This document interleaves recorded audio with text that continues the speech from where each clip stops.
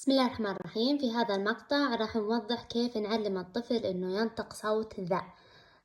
طبعا مثل ما ذكرنا مقاطع كثيرة، إذا مو بكل المقاطع، إني مهم إني أدرب الطفل على التمييز السمعي، بحيث إني يميز إن الصوت اللي أنا جالس أنطقه الحين هو الخاطئ، وإني أنا أحتاج إني أنطق الصوت الصحيح اللي جالسين نستهدفه على حسب قدرات الطفل. يعني سواء كان قارئ الطفل، إني أوريه شكل الصوتين، سواء كان الصوت الصحيح اللي يستهدفه أو الصوت الخاطئ اللي هو جالس حاليا مكتسبه، أو ممكن إني أعرض له أمثلة مصورة.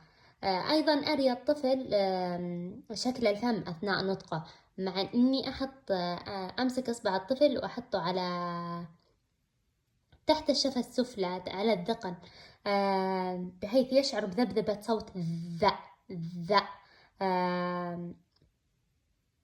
وعشان يفرق، يعني بعض الأطفال ينطقوا ثاء، ينطق صوت الذا ثاء، عشان يفرق إن ثاء ما في ذبذبة، لكن ذا أنا حسيت بالذبذبة هذه، الاهتزاز هذا. كذلك ممكن نمسك يد الطفل وأحطه قدام فمي وأنطق صوت ذا، وبعدين أنطق مثلا صوت اللي يبدلوا فيه ثاء. ثاء تطلع هواء، الذاء ما تطلع هواء، فعشان يدرك الفرق بينهم. كذلك أضيف الحركات الثلاث، إنه ينطق ذا ذي ذو. إذا اكتسب الطفل الآن نطق الصوت، أنا الحين أضيفه بالكلمات، أول الكلمة ووسط الكلمة ونهاية الكلمة، وأنوع بين الكلمات. يعني على سبيل المثال ذرة وأذن ولذيذ.